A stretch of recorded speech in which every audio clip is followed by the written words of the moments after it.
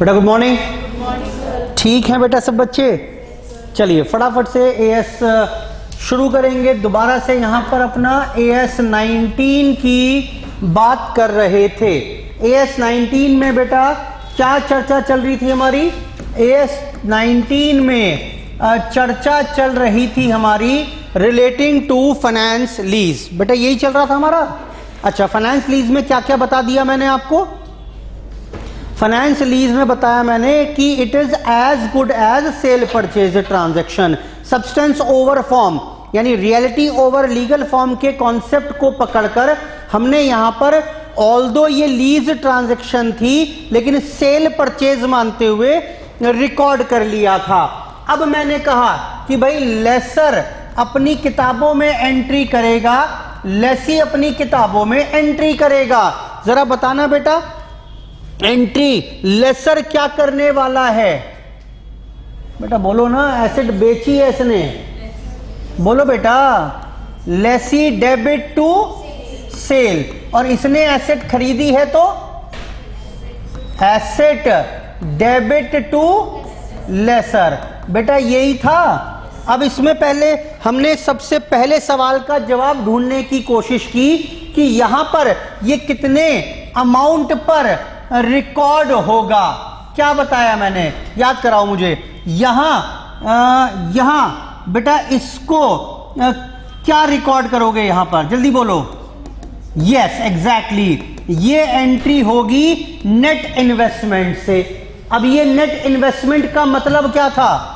Net investment का मतलब था present value of gross investment. बिल्कुल ठीक। अब ये present value of gross investment निकालनी है तो इसमें ये ग्रॉस इन्वेस्टमेंट का मतलब क्या था?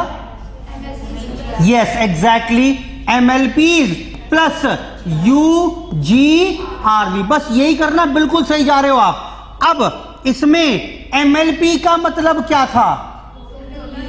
हाँ जी, total lease rentals plus GRV. शाबाश। और ये टोटल लीज रेंटल कैसे आएगा? ये वैसे फर्जी बातें हैं सारी, एएस की वजह से बतानी पड़ रही है। समझ में तो शुरू में ही आ गया था क्या करना है मुझे। कुल मिलाकर जितना पेमेंट मिलने वाला है उन सब की प्रेजेंट वैल्यू, लेकिन एएस की भाषा जो फैंसी लैंग्वेज है उसे समझ रहे हैं। टोटल लीज रेंटल्स बताना बेटा, लीज रेंटल्स इनटू, हाँ जी, लीज टर्म। बेटा याद आ गया कि नहीं आया? ये पहली एंट्री को मैंने क्रैक कर लिया। अच्छा, अब ये बात आई कि लेसी अपनी किताबों में कितने पर रिकॉर्ड करेगा? सर यही वैल्यू पर करेगा? आंसर इज नो, नहीं होगी। बताना, लेसी कितने पर रिकॉर्ड करेगा? ये था बेटा जो मुझे याद आ रहा है, वो लिखवाया था मैंने, प्रेजेंट वैल्यू ऑफ एमएलपीज या फेस वैल्यू नहीं नलायक, fair value of asset whichever is lower. बेटा याद आ रहा है? सर ये एमएलपी का मतलब क्या है? बेटा बताया तो था, भूल गए क्या? हाँ सर भूल गए। बताना बेटा, एमएलपी का मतलब क्या था? बोलो बेटा। ये तो रहा एमएलपी का मतलब क्या, वो रहा ये। बेटा यही तो रहेगा। सर वहां पर आप एक चीज देखी, यहां पर यूजीआरवी कंसीडर किया है मैंने, यहां पर यूजीआरवी कंसीडर नहीं किया। कोई बता सकता है लॉजिक? हिंदी करो भाई। ये इसे मिलने की उम्मीद है, लेकिन मैं क्या दूंगा? मैं तो बस लीज रेंटल दूंगा या जो मैंने गारंटी की वो दूंगा। बेटा क्लियर है बात? चलो, ये एक एंट्री तो मैंने क्रैक कर ली थी यहां पर। अब आओ अगली एंट्री की तरफ। बताना बेटा, अगली एंट्री क्या करोगे? अब इसके बाद उसी के ऊपर काम करेंगे आज। बोलो बेटा। हाँ जी, ईयर 1 के एंड पर एंट्री होगी। बताओ लेसर क्या कहेगा? इसको पैसे लेने हैं, किस बात के? इंटरेस्ट के। बेटा हाँ बोलो ना। और उसके बाद क्या मिल जाएगी? इसे इंस्टॉलमेंट मिल जाएगी पूरी। अब प्रॉब्लम आती है इंस्टॉलमेंट, तो पता है मुझे कितने कितने की थी हमारे एग्जाम्पल में, ढूंढो। अरे एग्जाम्पल लिखवाया था ना 1 और 2, शायद 50,000 की थी बेटा, हाँ बोलो 50,000 की थी ना। अरे एग्जाम्पल लिख रहे थे बेटा, एग्जाम्पल 1 और 2 लिखवाए थे जो मैंने, 50,000 की थी ना। ये किस्त तो पता है 50,000 की, पॉइंट ये है इसमें इंटरेस्ट कितना। लिखो अब इसके बाद आज की क्लास एग्जाम्पल नंबर 3 वहीं पर ही, एग्जाम्पल 1 और 2 लिख चुके हैं हम। नहीं एग्जाम्पल 3 लिखवा दिया था क्या मैंने कुछ बेटा? एग्जाम्पल 2 क्या लिखा था आपने? वैल्यू ऑफ एसेट निकलवाई थी, वो निकालने के लिए दिया था होमवर्क में, किया कि नहीं किया? सेम आ गई होगी वैल्यू। लिखो एग्जाम्पल 3 अब, using the data above, using the above data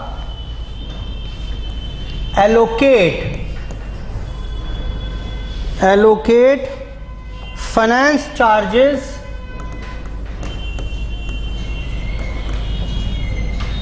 over lease period, allocate finance charges over lease period। बेटा हर इंस्टॉलमेंट में, हर लीज रेंट में कितने कितने फाइनेंस चार्जेस हैं, यानी इंटरेस्ट का कंपोनेंट है। मुझे जरा एक बार, अभी नोट मत करना, मुझे फटाफट से एक बार जरा क्वेश्चन रिकॉल कराओ। 50,000 की कितनी किस्तें थी? हाँ जी 5 किस्तें थी 50,000 की, 50,000 की 5 किस्तें थी। और इसकी मैंने यहां पर प्रेजेंट वैल्यू भी निकलवाई थी। बेटा कितनी थी जरा बताना? अरे बोलो कितनी थी? 50 प्लस 25 और भी तो था इसमें, GRV, और 15 क्या था? UGRV। चलो खैर बताना बेटा जरा, प्रेजेंट वैल्यू कितनी निकाली थी आपने इसकी? अरे 2 लाख थोड़ी ना थी, अच्छा ठीक है 2 लाख ही निकाल दी थी हमने, 2 लाख। बेटा यही था कि नहीं था? और रेट ऑफ इंटरेस्ट क्या कैलकुलेट किया था? 12.61%। बोलो बेटा, हिंदी में पढ़ो। 2 लाख का लोन लिया, 2 लाख के लोन की किस्तें 50,000 हैं, तो सर ये 2.5 लाख क्यों दिलवा दिया आपने? बेटा कुछ ब्याज भी था ना, यानी सर आप ये कह रहे हो कि हर 50,000 में कुछ तो इंटरेस्ट है। अरे बोलो, कुछ एसेट के लिए पेमेंट है, कुछ इंटरेस्ट है, कुछ एसेट के लिए पेमेंट है, तो मुझे ये एलोकेट करना है क्या? फाइनेंस चार्जेस, कि हर इंस्टॉलमेंट में कितने कितने फाइनेंस चार्जेस या इंटरेस्ट है। ये समझ में आ रहा है करना क्यों है? क्योंकि मुझे ये एंट्री करनी है। 50,000 जो दिए मैंने, इसमें कुछ तो लेसर, कुछ तो मैंने जो है यहां पर एसेट के अगेंस्ट मिले हैं और कुछ इंटरेस्ट के मिले हैं, तो मुझे एलोकेट करना पड़ेगा। इंटरेस्ट एलिमेंट कितना है? तो वो यही पूछ रहा है मेरे से कि आप एलोकेट करके बताइए। तो उसके लिए हम बनाएंगे एक चार्ट यहां पर कुछ इस प्रकार का। करें मेरे साथ साथ। बेटा कुछ अड़ा दो इसके आगे, या तो को आगे बंद कर दो, कुछ अड़ा दो इसके आगे, खास ज़्यादा कर रहा है। बोल दो बाहर बोल दो, ऑफिस में उठ कर देंगे। ठीक जी, करो जी। एक चार्ट बनाएंगे मेरे साथ। ईयर 1 2 3 4 5, MLPs 50,000 50,000 50,000 50,000 और 25,000। लास्ट ईयर में 75,000 हो गई।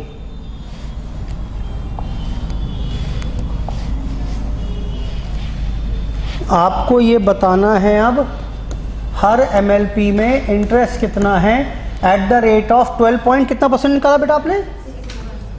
61%। इंटरेस्ट निकाल देंगे तो प्रिंसिपल के लिए कितना पेमेंट, मैथमेटिक्स है सिंपल, कुछ नहीं है और प्रिंसिपल के बाद कितना प्रिंसिपल रह गया आउटस्टैंडिंग, कितना प्रिंसिपल आउटस्टैंडिंग रह गया, ये आपको बताना पड़ेगा।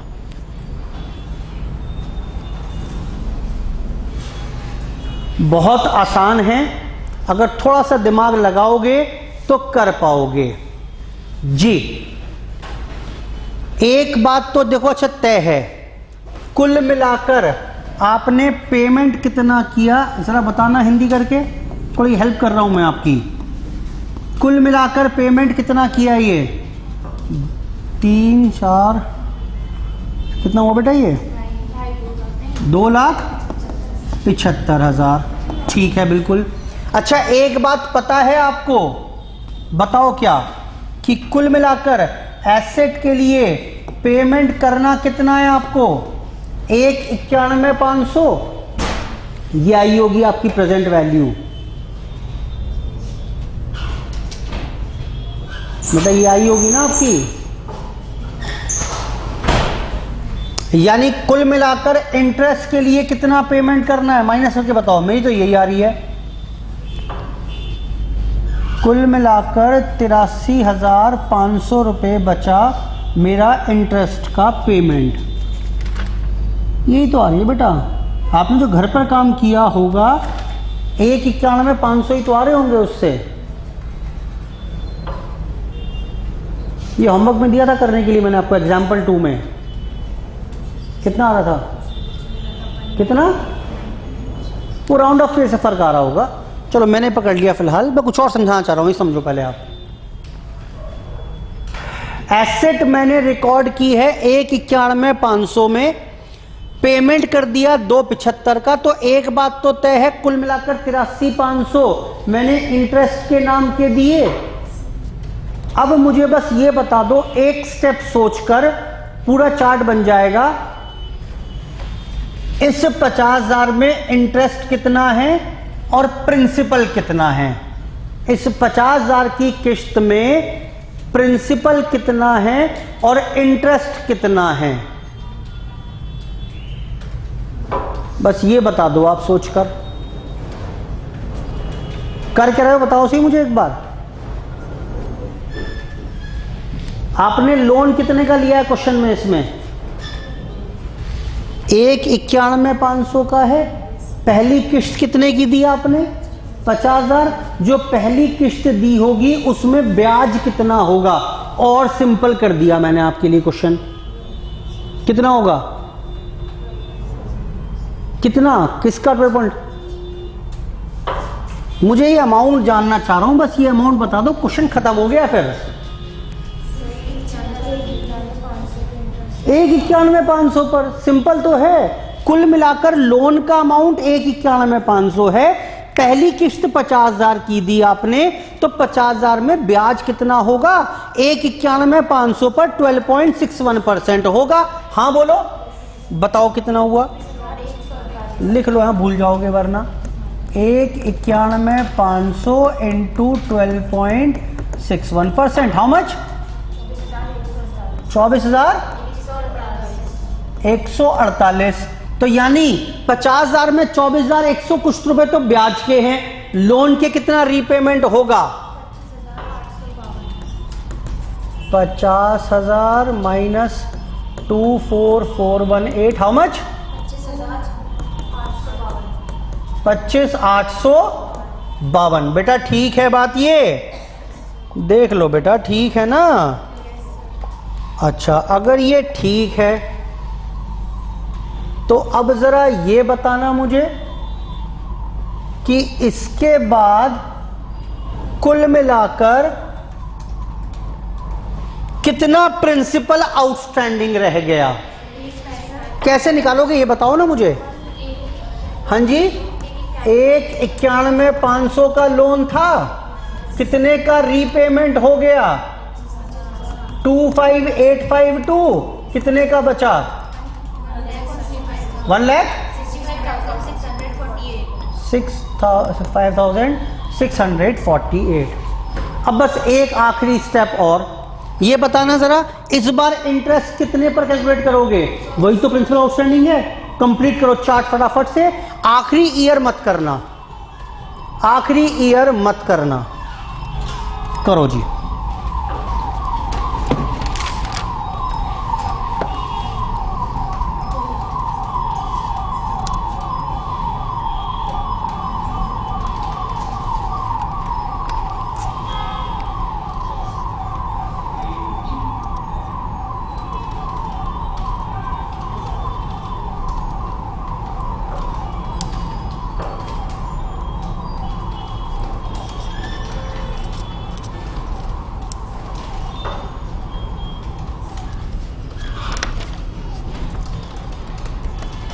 कर लो बेटा फटाफट।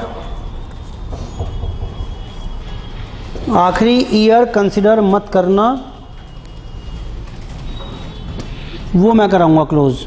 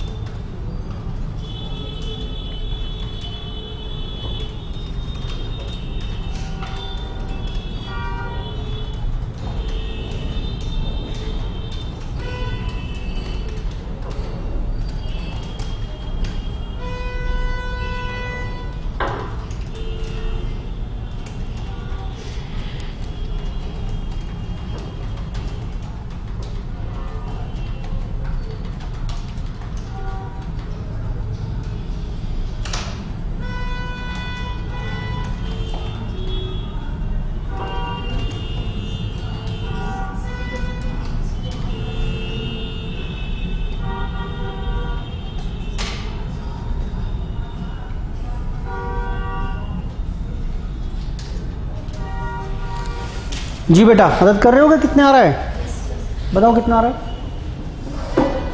मेरी फिगर्स तो जो थी बेटा, कितना इंटरेस्ट जरा बताओ फटाफट से अब। हाँ जी 20,888। ये बताओ 112। ये बताओ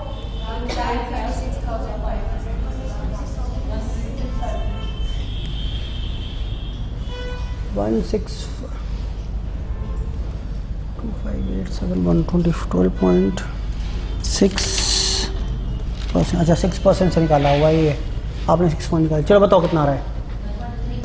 136,536। फिर मदद करो यहाँ पर 17217 32783 103 753 13083 36917। हाँ जी 836। अब समझिए, अब अगर बात करें तो 66836 पर मेरे को इंटरेस्ट लगाना चाहिए 12.61%, लेकिन अगर आप निकालोगे तो ये सब मिलाकर 83,500 नहीं बैठेगा। ठीक है, नोट मत करना, बताना कितना आ रहा है जरा। इस पर निकालो 8428, यही आ रहा है कि नहीं आ रहा है? लेकिन सबका ऐड करो, जो कितना बन रहा है, फर्क आएगा। इन सबको ऐड करके बताओ कितना आ रहा है इंटरेस्ट अब।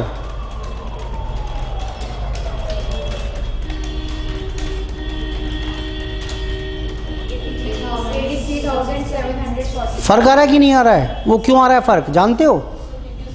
राउंडिंग ऑफ की वजह से आ रहा है, नहीं रेजिडुअल वैल्यू नहीं, राउंडिंग ऑफ की वजह से फर्क आ रहा है। ये आप क्या करोगे, इसमें लास्ट ईयर में ये कैलकुलेशन नहीं करोगे, लास्ट ईयर में निकालोगे as a balancing figure.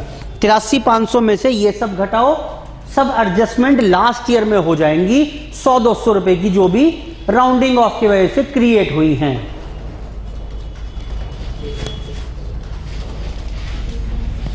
How much? 81। अब ये निकाल दो,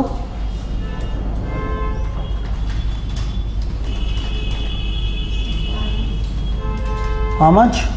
ये नील हो जाएगा, ये आना चाहिए 66,836। लोन खत्म हो गया, प्रिंसिपल भी मैच कर जाना चाहिए, दैट्स इट। ये एग्जाम में क्वेश्चन आता है, ये एग्जाम में क्वेश्चन पूछेगा आपसे। टेबल अब जरा बताना, ईयर 1 के एंड पर मैं एंट्री क्या करूंगा? थोड़ी मदद कर दो ऐसी। ईयर 1 के एंड पर लेसी क्या करेगा entry? Finance charges 24,148 to lessor. अगली एंट्री बताओ, लिखो, एंट्री लिख लो। एक बार आता हूं, ईयर 1 के एंड पर क्या एंट्री होगी? Finance charges to lessor 24,148। अगली एंट्री बताओ, लेसर डेबिट टू बैंक। बेटा कितना पेमेंट होगा? 50,000 का। तीसरी एंट्री बताओ, कुछ और भी होगा क्या? हाँ, finance charges transfer to PNL, खर्चा है पीएनएल टू फाइनेंस चार्जेस 24,148। लो जी, डेप्रीसिएशन भी चार्ज होगा कि नहीं होगा? बिल्कुल होगा, वो अलग बात है, हमें डिटेल नहीं पता, लेकिन फिर भी अपनी याददाश्त के लिए लिखकर छोड़ देते हैं। डेप्रीसिएशन टू एसेट भी एंट्री होगी, और एक एंट्री फिर पीएनएल टू डेप्रीसिएशन भी होगी।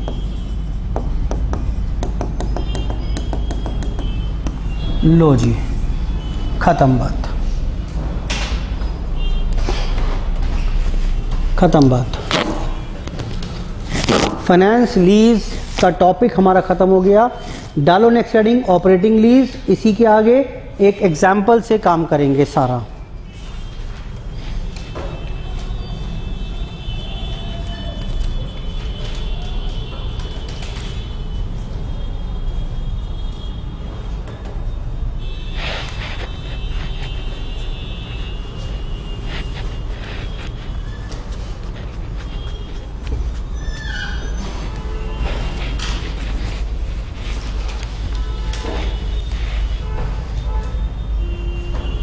डालो बेटा heading.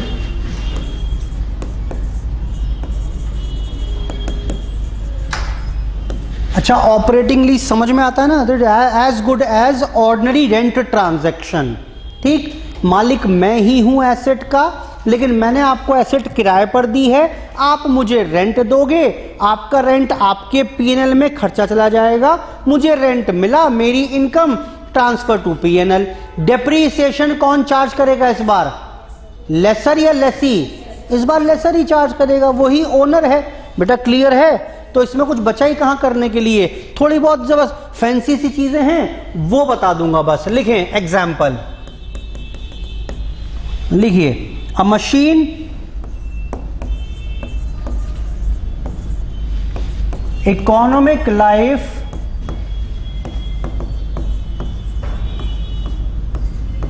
Six years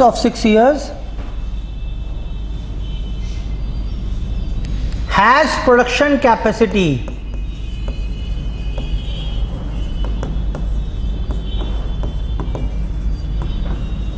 as follows। ये मशीन जो है कुछ इस प्रकार से आपको प्रोडक्शन करके देगी over the period of 6 years। क्या क्या दिया हुआ है प्रोडक्शन में, यहां बनाकर देगी ये 10,000 यूनिट, उसके बाद बनाकर देगी ये मशीन अगले साल में 20,000 यूनिट, फिर बनाकर देगी 30,000 यूनिट, फिर बनाएगी आपके लिए ये 40,000 यूनिट, फिर कुछ कम बनाएगी 20,000 यूनिट्स, और फाइनली बनाकर देगी लास्ट ईयर में 5,000, 30, 60, 100, 1,25,000 यूनिट्स ये मशीन आपको प्रोड्यूस करके देगी over the period of 6 years.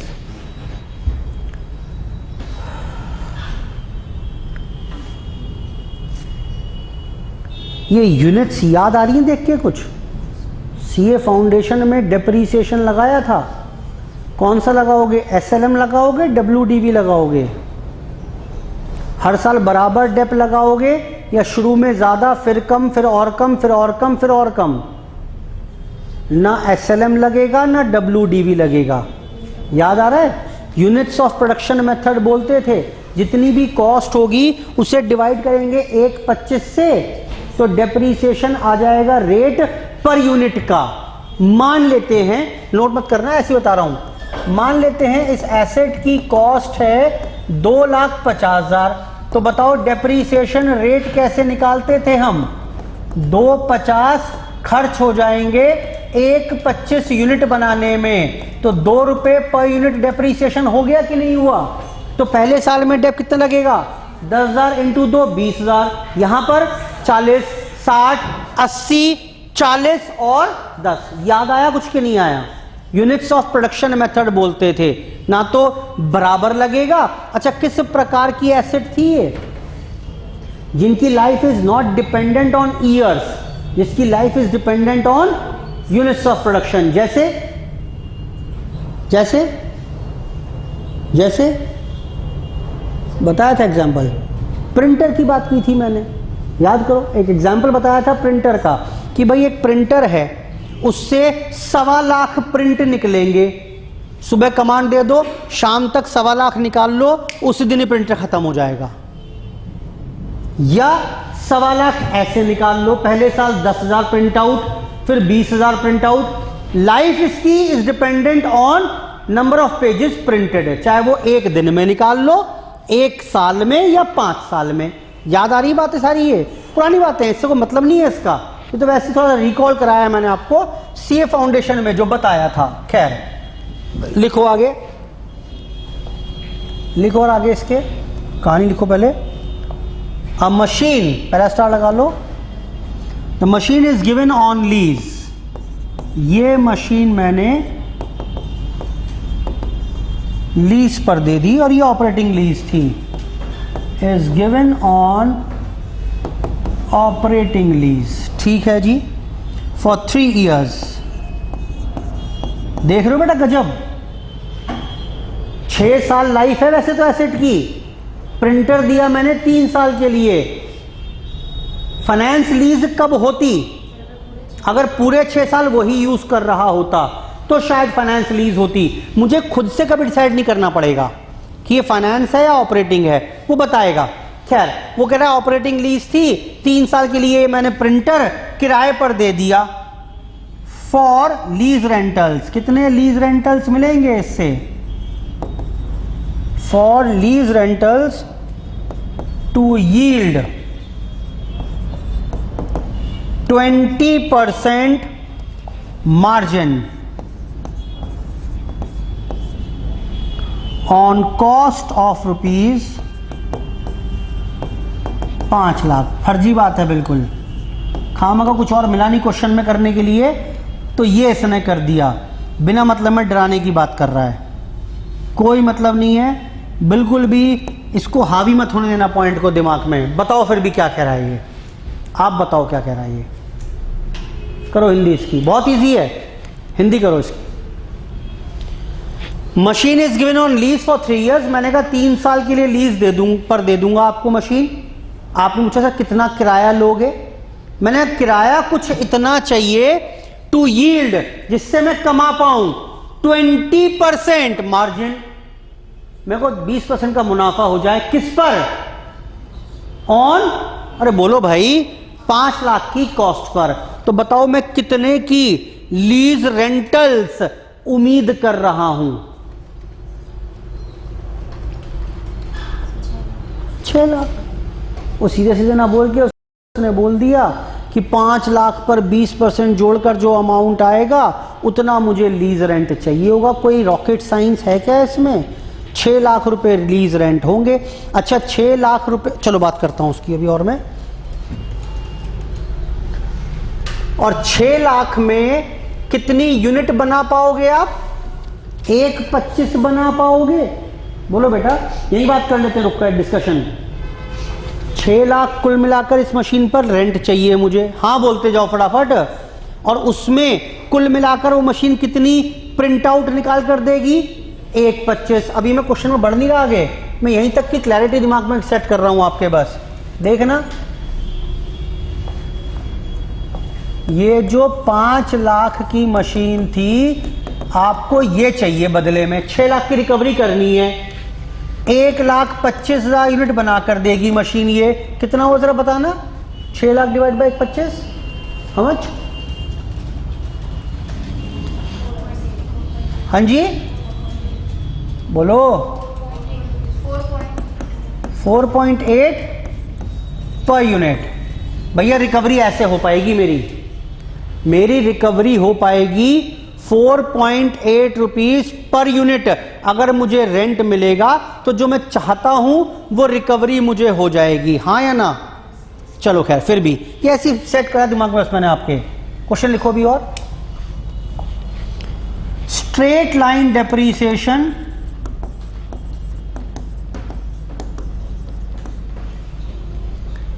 in proportion to output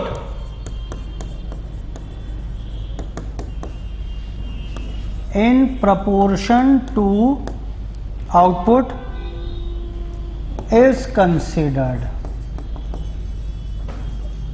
अब ये भी कंफ्यूज करने के लिए है। स्ट्रेट लाइन बोल दिया उसने, आपको लगेगा ऐसा कि शायद बराबर डेप्रीसिएशन हो। In proportion to output is considered. करता हूं उसकी बात में। आप सब खत्म हो गया क्वेश्चन, मेरा क्वेश्चन खत्म हो गया। सबसे पहले आप ये बताइए कि आपका लीज रेंट बैठता कितना है? अब ये क्या हो गया?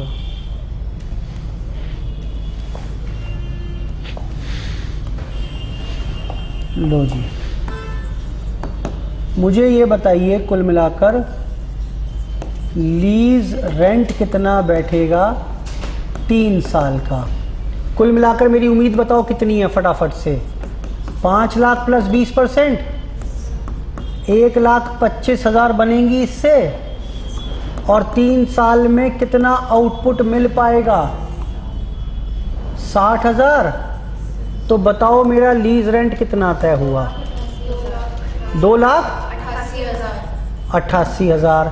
तो कितना हो गया लीज रेंट जो पर ईयर मुझे देना पड़ेगा अब, या मुझे मिलेगा? 288 डिवाइड बाय 3, हाउ मच?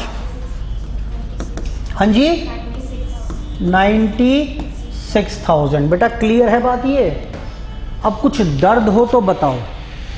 मैंने कहा भाई देखो 3 साल इतना प्रोडक्शन होगा, मुझे आप 96,000 रुपये सालाना दे देना। मेरी बात खत्म होने वाली है, आपका दर्द जानना चाह रहा हूं मैं। मैंने आपसे कहा 96,000 रुपये, 96,000 रुपये 3 साल का लीज रेंट बैठता है। 96 यहां दिलवा देना, 96 यहां दिलवा देना, 96 यहां दिलवा देना। टोटल रेंट 288 बैठ जाएगा 3 साल का। मैं हर साल के अंत पर एंट्री कर दूंगा, नोट मत करना कुछ भी है। मैं हर साल के अंत पर एंट्री कर दूंगा। बताओ क्या एंट्री करूंगा मैं? अरे बोलो, साल के अंत पर एंट्री क्या होगी यहां पर? Lessee debit 96,000 to lease rent 96,000। बोलो बेटा यही होगी कि नहीं होगी? और अगली एंट्री क्या करूंगा फिर मैं? Bank to lessee. मैं ये हर साल एंट्री कर दिया करूंगा। मैंने ऐसा आपसे बोला। आपको कुछ कहना हो तो अपने दर्द कुछ निकल रहे हो तो आप दर्द बताओ अपने, तब मैं उसका समाधान कर पाऊंगा कुछ। हाँ सर देखो, देने में मान रहा हूं। अब आपके दृष्टिकोण से सर हमें 288 देने हैं, 5 लाख कॉस्ट थी आपकी, 20% मार्जिन मांग रहे हो आप, इतना प्रोडक्शन होगा, इतना मैं कर लूंगी प्रोडक्शन, तो आप इतना मांग रहे हो, बिल्कुल ठीक मांग रहे हो। और उस हिसाब से आपने 3 साल में इसको स्कैटर कर दिया, बिल्कुल ठीक कह रहे हो आप। लेकिन सर एक दर्द है हमारा। सर दर्द ये है कि 96,000 में से पहले साल का तो हमारे हिसाब से कितना बन रहा है? बोलो बेटा कितना बन रहा है? At the rate of, rate क्या रहा था? How much? अच्छा, अगले साल का 96, तीसरे साल का 1 लाख, कितना कुल मिलाकर? आप ये बोल रहे हो, मन में सवाल आ रहा है नहीं आ रहा आपके? सर देना तो हमें 288 ही है, सर मान रहे हैं, लेकिन सर हमारे हिसाब से तो ये बैठता है रेंट। मैंने कहा मैं आपके हिसाब से काम करूंगा क्या? मुझे 96 चाहिए हर साल। अब सोच रहा हूँ सर मैंने शुरू में कम प्रोडक्शन की, फिर ज़्यादा, फिर उतनी ज़्यादा, देने हमें यही हैं, तो ठीक है चलो एक काम करते हैं। अब आप बताओ क्या करोगे? आप बेशक मुझे 96,000 दोगे, लेकिन बनते कितने थे आपके हिसाब से? 48। तो 48 क्या दिखाओगे? एडवांस रेंट दिखा दोगे कि आने वाले ईयर्स में एडजस्ट कर लेंगे? हाँ बोलो, तो उसे एक अलग अकाउंट में ट्रांसफर कर देंगे। बेटा क्लियर है बात? यानी आप जो एंट्री करने वाले हो, अब आओ जरा देखना, आप क्या करोगे एंट्री? आप करोगे एंट्री पहले साल में टू बैंक, ये तो तय है बात, मैं मानूंगा ही नहीं इससे कम में। हाँ बोलो, आपने पेमेंट किया 96,000, बेटा हाँ बोलो, किस नाम का पेमेंट किया आपने? 96,000 लीज रेंट के नाम का। लेकिन क्या आप पूरे 96,000 पीएनएल में खर्चा मानकर रिकॉर्ड करने को तैयार हो क्या? सर खर्चा 48 डालेंगे, बाकी सर एक काम करते हैं, एडवांस रेंट के नाम से 48 डाल दें। डाल दो, मुझे क्या, मुझे 96,000 नकद मिल जाए बस, मुझे तो उसकी चिंता है। बोलो बेटा 96 आपने दे दिए, 48 आपने फालतू दिया। आओ बेटा इसका नाम रखते हैं, एक नया नाम रखें। क्या नाम रखें? बेटा एक नया नाम बनवाया है मैंने, बिल्कुल नया बिल्कुल ट्रेंडी नाम है, और इसको बुलाएंगे हम अब लीज रेंट इक्विलाइजेशन अकाउंट। बेटा क्लियर है बात? अच्छा ऐसे सोच कर बताओ अगले साल क्या एंट्री होगी? सोच के बताओ फटाफट, क्या एंट्री करोगे? लीज रेंट टू बैंक 96,000 और फिर पीएनएल टू लीज रेंट 96,000, ये बैलेंस खड़ा रहेगा अभी। थर्ड ईयर में बताओ एंट्री क्या होगी? लीज रेंट टू बैंक 96,000 और पीएनएल डेबिट कितना? 144 to lease rent 96 to lease rent equalization reverse हो जाएगा 48,000। बेटा बोलो ठीक है, खत्म बात। ऑपरेटिंग लीज में बस इतनी बात है, कुछ नहीं है और, ठीक, सिर्फ इतनी बात है। क्या देना चाहिए था, क्या दिया, उसका difference will be transferred to lease equalization rent account. Note करना शुरू करो उसको फटाफट से अब मेरे साथ, साहिबात लिखवा रहा हूं मैं।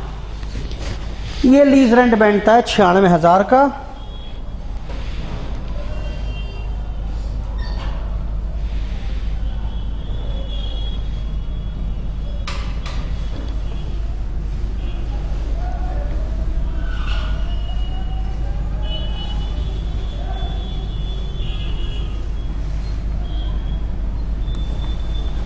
अब एंट्री क्या होगी in the books of lessor in the books of lessee. बेटा लेसर सेल की एंट्री करेगा पहले तो, बोलो बेटा, हाँ क्या होगा, सीधी रेंट की एंट्री होगी। लेकिन एएस ने कहा आपने कोई मशीन रेंट पर दी है तो एक फर्जी सी एंट्री है, कर लो वो भी। Machine given on lease debit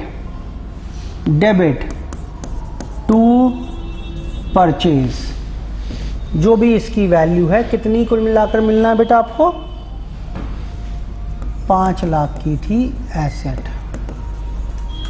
ये बिल्कुल बेकार एंट्री है, कुछ नहीं हुआ। आपने स्टॉक कम कर दिया अपना और बोला जी मेरा स्टॉक मेरे पास ना होकर एक एसेट है मेरी जो पड़ी है कहां पर, लीज पर पड़ी है। बेटा बोलो, कोई बदलाव नहीं हुआ बैलेंस शीट में इससे। ठीक, आगे आओ। अब बताओ ईयर 1 के एंड पर एंट्री क्या करूं, फटाफट से जल्दी मदद करते रहो मेरी। अब बेटा बोलो, ईयर 1 के एंड पर ड्यू करके या सीधी रिसीव कर लें, bank debit to lease rent, how much, 96,000। अगली एंट्री बताओ बेटा। अरे बोलो, पूरा पीएल में ट्रांसफर कर दूं ना, ये ड्यू कर सकते हो आप, मैंने करा नहीं फिलहाल। पूरा का पूरा ट्रांसफर टू पीएनएल, पूरा ट्रांसफर टू पीएनएल, पूरा transfer to PNL. Yes sir, नलायक 48,000 होंगे ट्रांसफर सिर्फ। अब क्या हो गया, अरे दोनों ही करेंगे ना, दोनों ही करेंगे। यस, अरे नो नहीं बता रहा हूं मैं, पूछ नहीं रहा। लेसर भी यही करेगा, उसे 96 से मतलब था, 96 रिसीव हो गए, लेकिन एएस ने बोला हुआ है, एएस 19 ने, कि lease rent should be recognised in the proportion of output. देखो आपको इस बात से मतलब नहीं है पीएल में कितना ट्रांसफर करवा रहे हो, आपको नकद से मतलब था ना, नकद दिलवा दिया मैंने, ठीक। बाकी ट्रांसफर वही होगा टू रेंट। तो दूसरा क्या होगा अकाउंट, अच्छा मैंने बताया नहीं आपको डिस्कशन करते हुए, lease rent equalisation account, how much, 48,000। और डेप्रीसिएशन भी लग जाएगा, डेप्रीसिएशन टू मशीन, कौन सी वाली मशीन, जो दे रखी है ऑन लीज। और last entry transfer to PNL, PNL to depreciation. कौन बच्चा मुझे डेप्रीसिएशन निकाल के बताएगा इस मशीन पर, इस मशीन पर डेप कौन निकाल के बताएगा। 5 लाख की मशीन 1,25,000 यूनिट्स बनाएगी, और इस साल कितनी बनाई है इसने, 10,000, कितना, 20,000 का depreciation transfer to PNL also. Lessee की किताबों में आप खुद एंट्री करेंगे। क्या हो गया नलायक, किसने बताया ये, 40 ही तो आएगा, 40। फटाफट से करो, लेसी की किताबों में चर्चा समाप्त। बस एक लास्ट टॉपिक बचेगा इसमें सर, और क्वेश्चन डिस्कशन।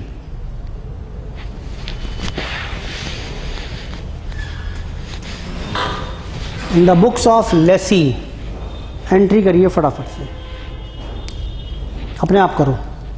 पहली एंट्री खरीद बेच की कुछ नहीं होगी, सीधा ईयर 1 के एंड की एंट्री करो। क्या करेंगे, हाँ जी, नहीं कभी भी नहीं होती। आपने गुड्स लिए, अप्रूवल पर तो नहीं होगी, जिसने अप्रूवल पर दिए वो जरूर अपनी याददाश्त के लिए कि भाई अगर देखो मशीनरी बिकी तो नहीं ना, लेकिन मेरे पास है भी नहीं फिजिकली, तो कहीं रिकॉर्ड कर लूँ ना मैं कि मैंने भेज रखी है, तो वो भेजने की एंट्री हो गई कि ये मशीन भाई साहब मेरे स्टॉक में नहीं पड़ी फिजिकली, ये पड़ी है लेसी के पास। तो बस इससे ये एंट्री से ये याददाश्त में आ गया बाकी कुछ खास नहीं हुआ। बताओ बेटा पहली एंट्री लेसी क्या करेगा? बेटा मदद करवा दो थोड़ी सी। हाँ, लीज रेंट टू बैंक बता रहे हैं, चलो कर दी, लीज रेंट टू बैंक। अगली एंट्री बताना बेटा। हाँ जी बेटा, P&L डेबिट हाउ मच 48, और उसके बाद lease rent equalisation debit 48 to lease rent 96। बेटा कुछ और भी करो, डेप लगाओ सर इसके बाद, और क्या डेप लगाओ सर इसके बाद, दैट्स इट, बस 2 एंट्री होंगी ये।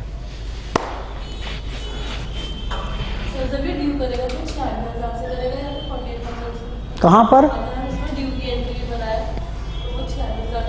इसमें अगर आप एंट्री बनाओ किसकी, यहाँ पर ड्यू की एंट्री बनाएंगे 96 से करेंगे।